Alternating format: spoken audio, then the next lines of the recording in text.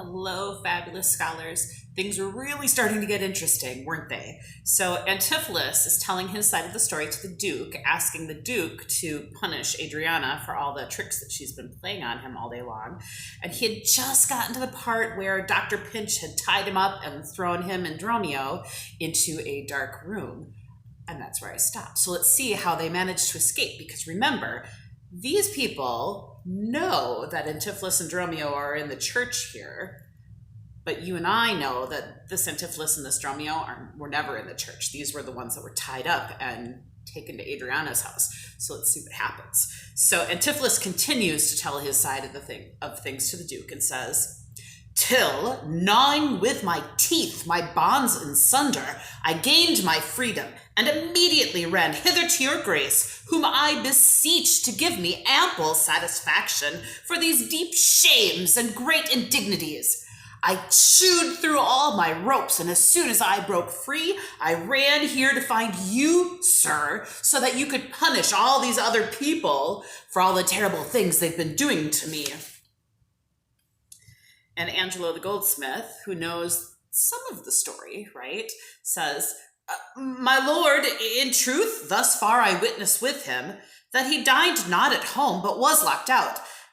Excuse me, sir, for Antipholus's long story, the one part I know is true. He did not have lunch at home. He was locked out of his house.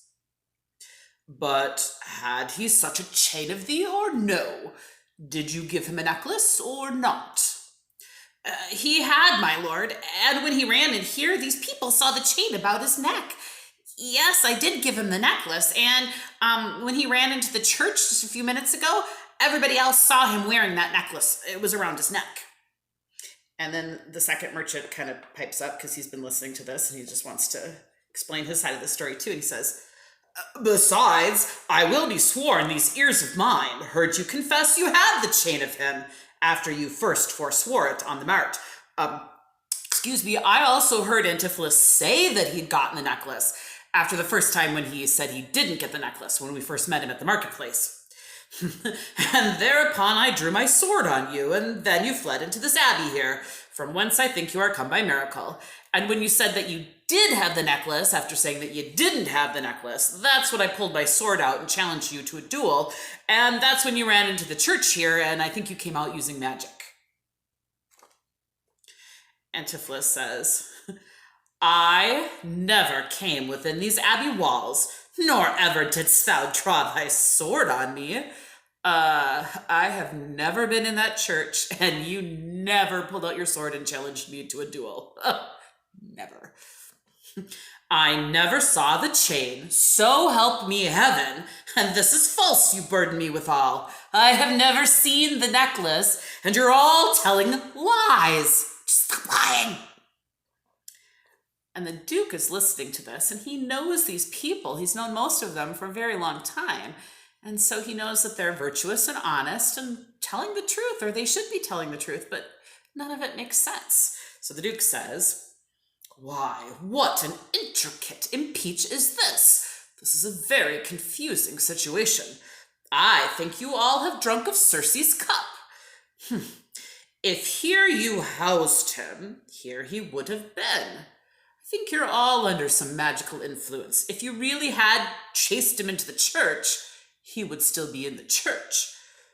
If he were mad, he would not plead so coldly. If he were really crazy, like you've been telling me, he would not tell his side of the story so clearly.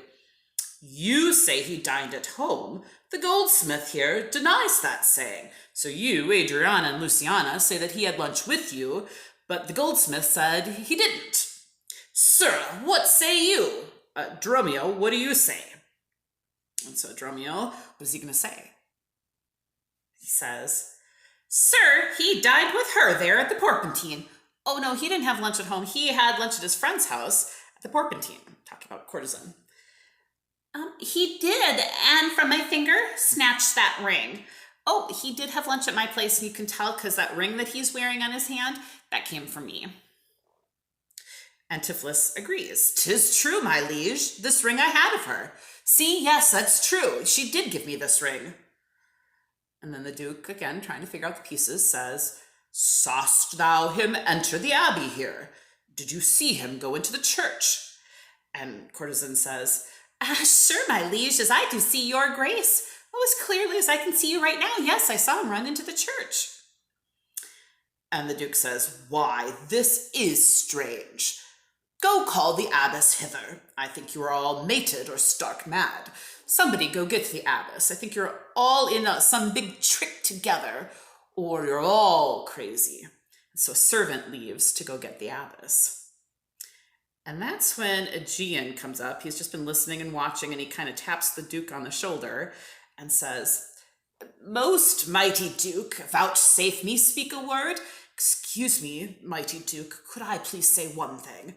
Haply, I see a friend will save my life and pay the sum that may deliver me. I think I actually see somebody I know who will pay me the money, or who pay you the money to save my life. And remember, the Duke has spent all day hoping that Aegeon could save his own life, and so he says, Speak freely, Syracusian, what thou wilt. Go ahead, say what you want, guy from Syracusa. And so Aegeon comes up to Antipholus and says, Is not your name, sir, called Antipholus? And is that not your bondman, Dromio? Excuse me, sir, are you not Antipholus? And is that not your servant and helper, Dromio? And Dromio's going to make a joke. Not helpful, Maud. How dare you destroy my stage? I know. So Dromio makes a joke and says, Within this hour I was his bondman, sir, but he, I thank him not into my courts. Now I am Dromio, and his man, unbound. I was tied up with him earlier. Thankfully, he chewed the ropes in two so I could get away, and now I am Dromio who works with him, but I am not tied up anymore. And Aegeon says, I am sure you both of you remember me. Dad, right? You know me, Dad. And Dromio says, Ourselves we do remember, sir, by you, for lately we were bound as you are now. Well, I don't know that we know you, but looking at you, I kind of remember it wasn't all that long ago we were tied up, just like you're tied up right now. You are not Pinch's patient, are you, sir? Did Dr. Pinch get you too? And Aegeon says, Why look you strange on me? You know me well. Why are you looking at me like that? You know me. You must know me. And Antipholus says, I never saw you in my life till now. No, I've never seen you before. And Aegeon says, Oh, grief hath changed me since you saw me last. And careful hours with time's deformed hand have written strange features in my face. Oh, it's only because I've been so sad for so long and time has passed that it's changed how I look. Like he has more wrinkles and so it might be harder to recognize him. But tell me yet, dost thou not know my voice? So my face may have changed, but surely you recognize my voice. And Antipholus says, Neither. And Aegeon says, Nor Dromio? Nor thou? And Dromio says, No, trust me, sir, not I. I am sure thou dost. You must remember me.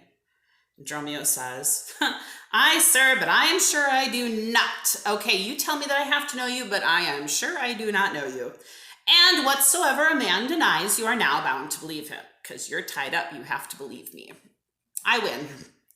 And Aegeon is just heartbroken because he thinks he's found his sons who are going to save his life, and it's what he's been looking for anyway. And then they don't recognize him. These are not the sons that lived with him, though. They really haven't seen them since they were babies. And babies don't remember things like that. So everybody, again, is telling the truth. But nobody knows it. So Aegeon just continues. He's sadder than ever because he had that little bit of hope. And then it's gone. And he says, Not know my voice? O time's extremity, hast thou so cracked and splitted my poor tongue in 7 short years, that here my only son knows not my feeble key of untuned cares? Oh, has time been so cruel to me that in 7 years my son no longer recognizes my voice, my son that I raised? Though now this grained face of mine be hid in sap-consuming winter's drizzled snow, and all the conduits of my blood froze up, yet hath my night of life some memory. My wasting lamp some fading glimmer left, my dull deaf ears a little used to hear. I know I've changed a lot in 7 years. My hair has gone white, I have a lot more wrinkles, and I guess my voice has changed so you can't recognize it, but I'm not crazy. I'm not that old. I can still see. I can still hear. All these old witnesses I cannot err. Tell me thou art my son Antipholus. I can't be wrong. I'm sure of it. You have to be my son, Antipholus. Antipholus says, I never saw my father in my life. But 7 years since in Syracusa, boy, thou knowst we parted. But it's only been 7 years when you left Syracusa. Please, you have to remember me. But perhaps, my son, thou shamest to acknowledge me in misery. But perhaps, seeing me arrested like this and about to die, you're ashamed to let people know that I'm your father. And Antipholus says, the Duke and all that know me in the city can witness with me it is not so. I ne'er saw Syracusa in my life. The Duke and everybody else in Ephesus in the city can tell you you're wrong. I've never been to Syracusa. And the Duke agrees. He says, I tell thee, Syracusian, 20 years have I been patron to Antipholus, during which time he ne'er saw Syracusa. I can tell you truly, sir, that I have known Antipholus for 20 years. He has served me and I've helped him for 20 years. And in all that time, he has never been to Syracusa. I see thy age and dangers make thee dote. I see that because you're so old and you're about to be killed, it's made you crazy. How sad. We'll find out what happens next time. Bye, scholars.